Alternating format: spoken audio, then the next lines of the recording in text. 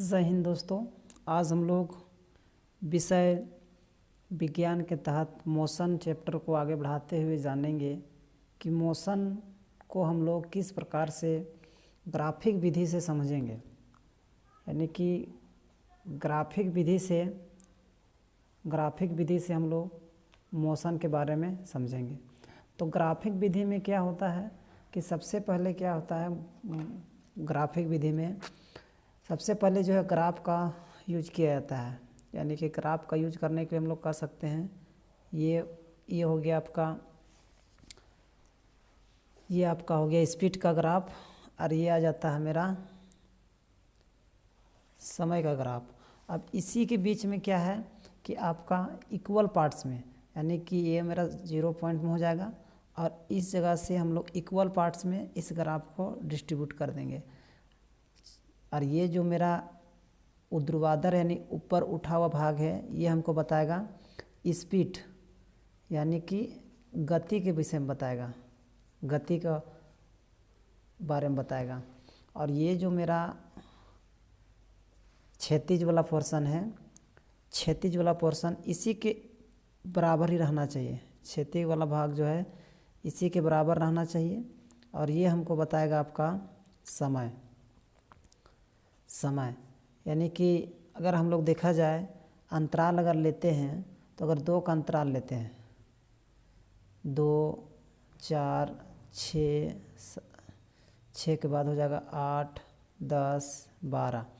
इसी तरह यहाँ अगर लेते जाते हैं मेरा 5 का अंतराल लेते हैं, 5, 10, 15, 20, 25, 30, 35।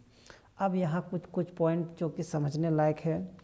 समझने लायक यह है कि यदि कोई भी चीज़ को, अगर कोई भी ग्राफ यदि मेरा कोई भी ग्राफ कांस्टेंट स्पीड में जाता है, स्पीड मेरा क्या है कांस्टेंट होता है, या फिर स्पीड मेरा घटता है या फिर मेरा स्पीड बढ़ता है, तो हम कैसे जानेंगे कि मेरा कांस्टेंट स्पीड घटता है और कौन सा स्पीड बढ़ता है। तो अब ध्यान दीजिए, अगर इस ग्राफ में अगर हम देखेंगे, ये जो पोर्शन है यहाँ से यहाँ, अगर इसको हम 0 पॉइंट मान लेते हैं, 0 या फिर O पॉइंट मान लेते हैं, और ये पॉइंट हो गया A।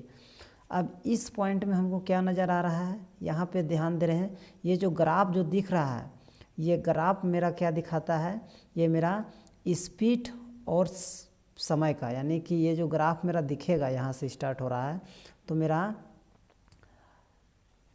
स्पीड बटा टाइम, यानी कि समय, स्पीड बटा समय को हम लोग क्या कह सकते हैं, स्पीड बटा समय को हम लोग क्या बोलते हैं, त्वरण कहते हैं। स्पीड बटा समय को ही क्या कहा जाता है, त्वरण कहा जाता है।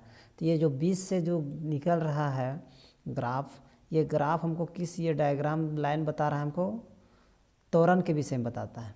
अब त्वरण के विषय में बताता है तो यहाँ त्वरण किस प्रकार के हैं, तो त्वरण मेरा क्या है कांस्टेंट है, यानी कि त्वरण मेरा क्या है समान है, यानी समान त्वरण पे बढ़ रहा है। त्वरण मेरा क्या है समान है, त्वरण मेरा समान है।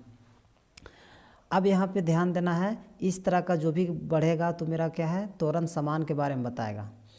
अब मान लीजिए एक ग्राफ मेरा इस प्रकार का है, अगर ये ग्राफ अगर मेरा ऐसे बता रहा है, तो ये ग्राफ हमको क्या बताता है, ये ग्राफ मेरा क्या बताता है, स्पीड कम बता रहा है। क्या हो रहा है, स्पीड मेरा कम हो रहा है।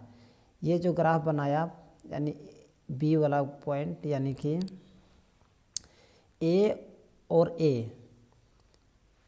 ओ और ए जो ग्राफ है वो हमको बताया क्या त्वरण मेरा समान है।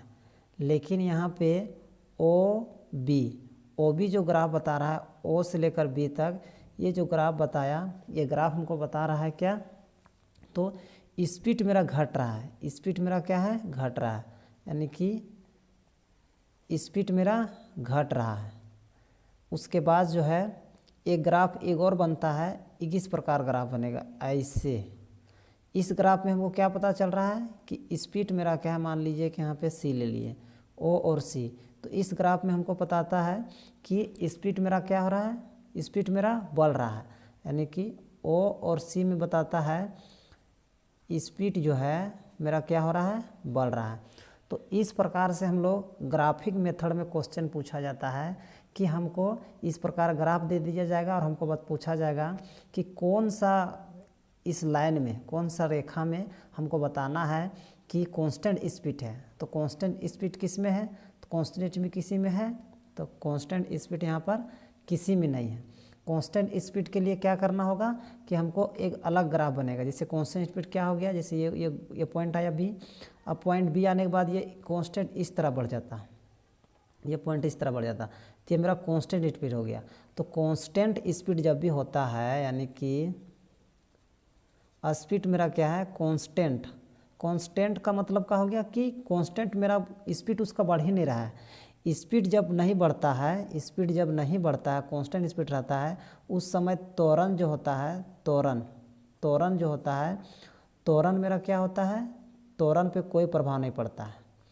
त्वरण पे क्या होता है, प्रभाव नहीं पड़ता है, यानी त्वरण मेरा क्या हो जाता है, जीरो हो जाता है। त्वरण मेरा क्या होता है, जीरो हो जाता है। कभी भी स्पीड अगर कांस्टेंट है, यानी कि यहाँ पे क्या लीजिए, बी और यहाँ डी लीजिए, बी और डी अगर है ना, यानी कि स्पीड मेरा कांस्टेंट है। स्पीड जब कांस्टेंट हो रहा है तो इसका मतलब समझ जाना है कि यहाँ पर जो है त्वरण मेरा कांस्टेंट हो जा रहा है, यानी त्वरण मेरा जीरो लग रहा है। चूँकि अगर त्वरण अगर लगता तो स्पीड बढ़ता, और यदि त्वरण अगर कम होता तो क्या होता, स्पीड घटता। जैसे यहाँ पे त्वरण यहाँ कम लग रहा है तो स्पीड घट रहा है। तो यहाँ पे बस समझने वाला बात है। कॉन्सेप्ट वाली बात क्या है कि हम लोग कभी भी स्पीड समय ग्राफ के अंतर्गत 3-4 चीज़ों को समझते हैं। पहला चीज़, यहाँ जो स्ट्रेट लाइन अगर बनता है, ये मेरा ग्राफ बता रहा है, ये मेरा इस त्वरण का बताता है, यानी कि स्पीड बटा समय जो बताता है वो मेरा त्वरण के विषय में बताता है। उसके बाद इस प्रकार से ऊपर से नीचे चला जाता है कोई ग्राफ, तो इसका समझ जाएंगे क्या होता है, स्पीड मेरा घट रहा है। स्पीड मेरा क्या होता है, घट रहा है। जब स्पीड घटता है तो त्वरण भी क्या होता है, स्पीड घटता है, त्वरण भी घट जाता है। मान लीजिए यहाँ पे क्या स्पीड बढ़ रहा है, तो इसका मतलब क्या है, त्वरण भी क्या हो रहा है, त्वरण भी मेरा बढ़ रहा है। लेकिन स्पीड मेरा क्या है, कांस्टेंट हो जाता है। स्पीड मेरा क्या है, कांस्टेंट हो जाता है। उस कंडीशन में त्वरण मेरा क्या होता है, जीरो हो जाता है। ये क्वेश्चन ऑब्जेक्टिव टाइप का बनता है, जो कि अधिकतर स्टूडेंट ग्राफ को देख करके कन्फ्यूज़न हो जाता है और गलत मार्क के आ जाता है कंपटीशन एग्ज़ाम में या फिर कभी भी कोई एग्ज़ाम में। तो इसीलिए ध्यान देना है, यहाँ पे समझने वाली बात है कि कभी भी जो है इस तरह का जब भी क्वेश्चन आता है तो आप लोग इसको अच्छा से बना सकते हैं। अब यहाँ पे एक चीज़ और आता है, समय ग्राफ में कभी भी, समय ग्राफ में या स्पीड ग्राफ में कभी भी जो है इस चीज़ को याद रखना है, कभी भी समय